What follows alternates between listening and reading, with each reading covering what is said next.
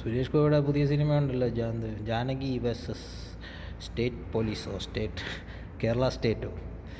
ഇതിപ്പോൾ ഒരു censor board ഉള്ളതുകൊണ്ട് ഈ പടം 4 പേര്, ഇനി സെൻസർ ബോർഡ് ഇങ്ങനെയുള്ള ഈ മാർക്കറ്റിംഗ് പദ്ധതികളുടെയൊക്കെ ഒരു ഭാഗമായി മാറുന്നുണ്ടോ എന്നൊരു സംശയം. അവർക്ക് വല്ല കമ്മീഷൻ കൊടുത്തു കഴിഞ്ഞാൽ ഇങ്ങനെ ആരും ശ്രദ്ധിക്കപ്പെടാതെ പോകുന്ന സിനിമയ്ക്കൊക്കെ എടുത്തൊരു പബ്ലിസിറ്റിയെ കൊടുത്ത് പേര് അങ്ങോട്ട് എടുത്ത് മാറ്റി ഇങ്ങോട്ട് മാറ്റി, ഇതൊക്കെ ഇതിനിടയ്ക്കുള്ള ഒരു അഡ്ജസ്റ്റ്മെൻ്റ് അല്ലേ എന്ന് സംശയം സാധാരണക്കാരായ നമ്മളെപ്പോലുള്ളവർക്കൊക്കെ തോന്നിക്കഴിഞ്ഞാൽ അവരെ കുറ്റം പറയാൻ പറ്റത്തില്ല. അല്ല, ഈ പടത്തിൻ്റെ ട്രെയിലർ ഇറങ്ങിയിട്ട് പോലും മര്യാദയ്ക്ക് ആരും കണ്ടിട്ടില്ല. സാധാരണ ഒരു